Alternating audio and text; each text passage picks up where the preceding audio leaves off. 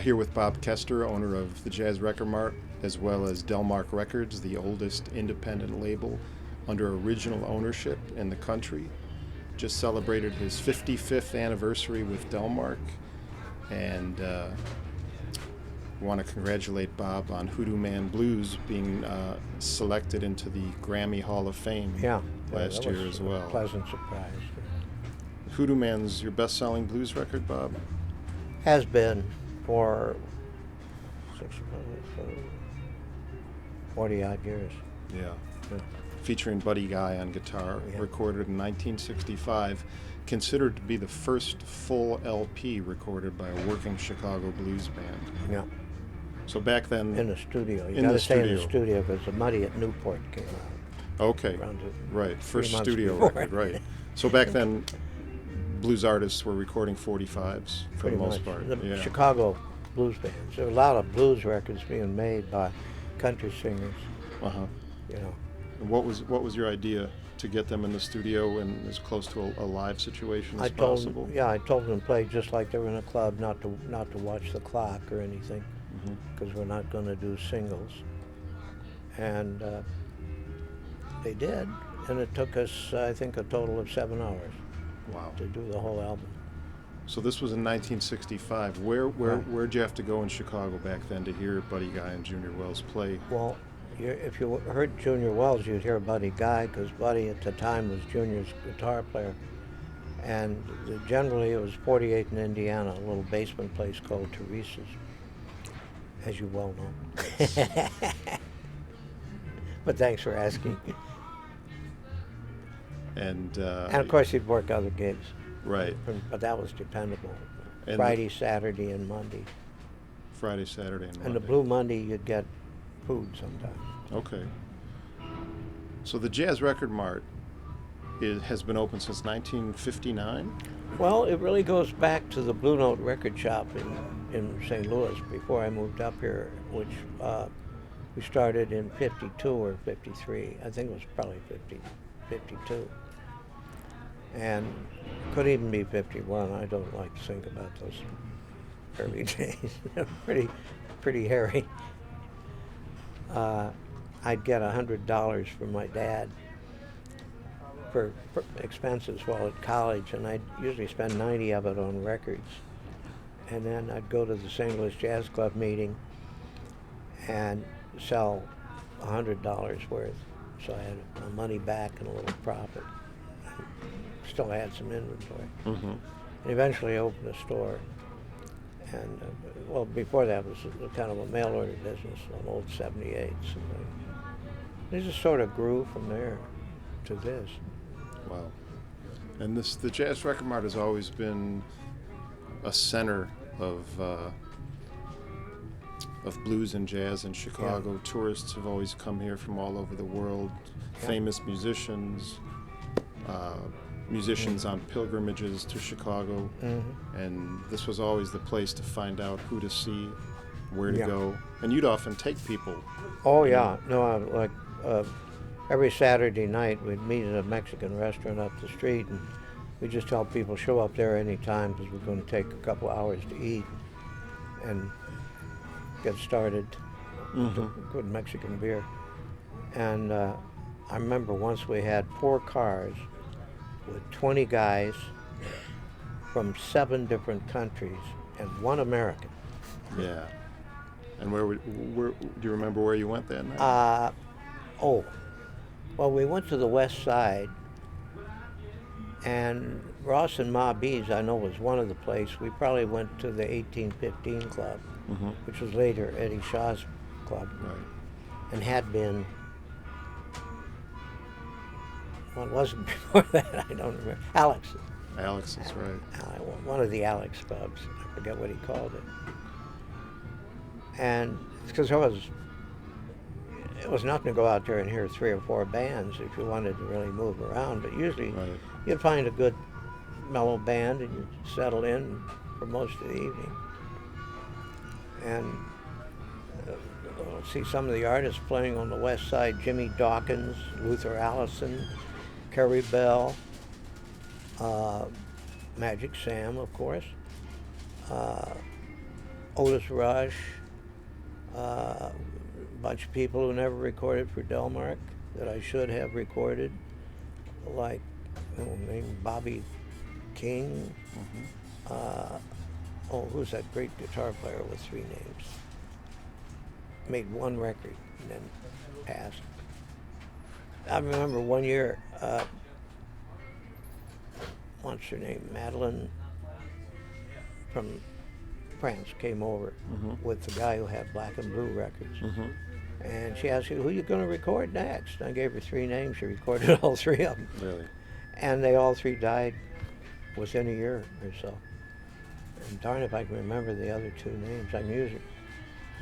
Willie James Lyon. Willie James Lyons. Willie James Lyon was the Yeah. one.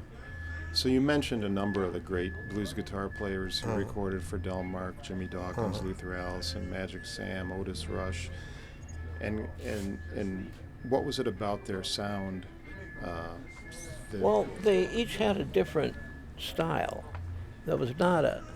There were a lot of guys around town who tried to play like B.B. King, but in fact, Bobby King escaped my attention for a while because he's just a guy taking that name because that's as close as he could get. Turned out his name was Robert King, at least I believe it was. And I kicked myself for not having heard him earlier because he was really good. But we never had enough money to do everybody, so it was one at a time. And then once you record somebody, you want to do another one a year or so later. So we couldn't cover it all. Right. So I didn't mind if somebody came in and recorded people. I hoped they'd do a better job than they sometimes did. Remember, there was one recording project that was done as a tax shelter thing. And they recorded a lot of good artists. They gave them each 2 hours of studio time.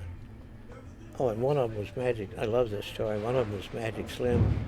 And it was his first LP recording. He'd done a few 45s. And I said, well, Slim, congratulations on finally getting a record, getting an LP done. It's too bad they only gave you 2 hours. And he said, I didn't need the motherfucking 2 hours. I did it in an hour and a quarter. And Magic Slim could do that. You could record a Magic Slim, an evening of Magic Slim, and probably come up with 3 or 4 CDs. Wow. There's some artists like that. They have enormous repertoires. I don't think anybody has a bigger repertoire than Magic Slim. So back to the Hoodoo Man sessions in 1965. So Buddy Guy was under contract with Vanguard. Is that why he had to appear as? No. Buddy Guy was Junior's guitar player. Right. And he told me that I better talk. He didn't say he was under contract to Chess. I mean, even then, Muddy Waters and Howling Wolf were under contract to Chess. They just knew it was the best game in town for him. So I called Leonard Chess, and he said, "Okay, you record him, but you don't use his name, and he doesn't sing." And there was an English kid working in the store, Peter Brown, who later had a blues label in Europe. And I said, well, give me a pseudonym for Buddy Guy. And he said, well, a buddy is a friend, and a guy is a chap.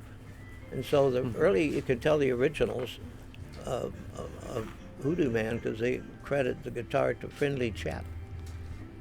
And later I found out he wasn't really under contract. He just wanted to let Chess, it was his way, I guess, of letting Chess know that he had some demand.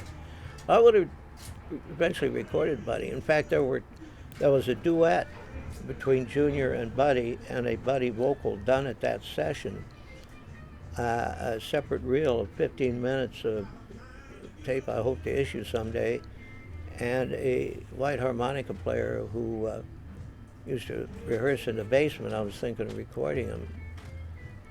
I think probably thought it was blank tape.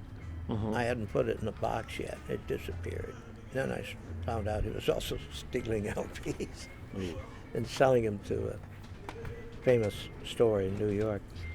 But I just never quite got to record Buddy because, well, he'd very often sing a lot of floating couplets that didn't really work that well as a song. Later, he he was requiring the kind of production that I'm not capable of. I'm not a producer. I'm a producer in the sense of a filmmaking, where the producer sits in the office and the director does the work. Most people in the record business called producers should be called directors. And I don't think I ever directed a record yet. Yeah, having worked with you in the studio many times, Yeah. I know you're very hands off. You just let If the the leader artist can't play. do it, I shouldn't record him. Right. Let him go record for somebody who wants to be a band leader. Yeah. And some of the artists got upset about that. I don't want to name names, but there are a few guys who expected a little more direction. Sure. And one guy, well, I don't want to go into detail. Could I ask you one more question about Hoodoo Man, and then maybe we can talk Sure. about some of the country blues guitar Sure. players you recorded? Yeah. Is the story that I know Buddy played a number of tracks through a Leslie speaker? Was the story that his amp blew, or Something happened to his amp, and Stu Black, the engineer, repaired the amp in the booth, and he realized that we wanted to keep the session cooking, so he plugged them into the Leslie thing from the Hammond V3 organ. And years went by before anybody referred to that organ sound Yeah. on the record. I think 10 years before it, I recall seeing it. I Right. think. Well, guys like Eric Clapton and George Harrison recorded some pretty big hits about 5 or 6 years later, playing through a Leslie, and that's probably where they first heard Really? it. Yeah. I didn't know that. I don't listen to the competition that much. You mentioned about Buddy getting on Vanguard. When Hoodoo Man came out, and I guess it was raising a little more hell in New York than I was aware of, Sam Charters came here to do a 3-record set and anthologies of Chicago blues, and so he signed Junior for the thing with Buddy, and Big Walter with Charlie Musselwhite, and so forth. Sure. Did a marvelous anthology, and they picked up the option on Junior, but they didn't. They wanted to pick up the option on Charlie and on Betty, but they didn't have an option on them. They had to negotiate, which meant that Buddy, and that was probably Buddy's first. I think he had an LP on Chess by then, but Those became the famous Chicago those the became, Blues Today series. Yeah, that series, and that resulted in Buddy and Charlie. Charlie was on the series, but as a sideman with Big Walter, so they didn't pick up Walter's option, but they picked up Charlie's. But then Pete Welding and a few other people told Charlie, they don't have an option on you, you're a sideman. So he got a little better deal than he might have had if they just picked up. And that's how Junior got on Vanguard. And I couldn't record him because he signed right away with Mercury. He made a deal with Four Brothers on the West Side, and they sold his contract to Mercury, which resulted in 2 albums on Mercury, and they're about the rarest Junior Wells records Right. today.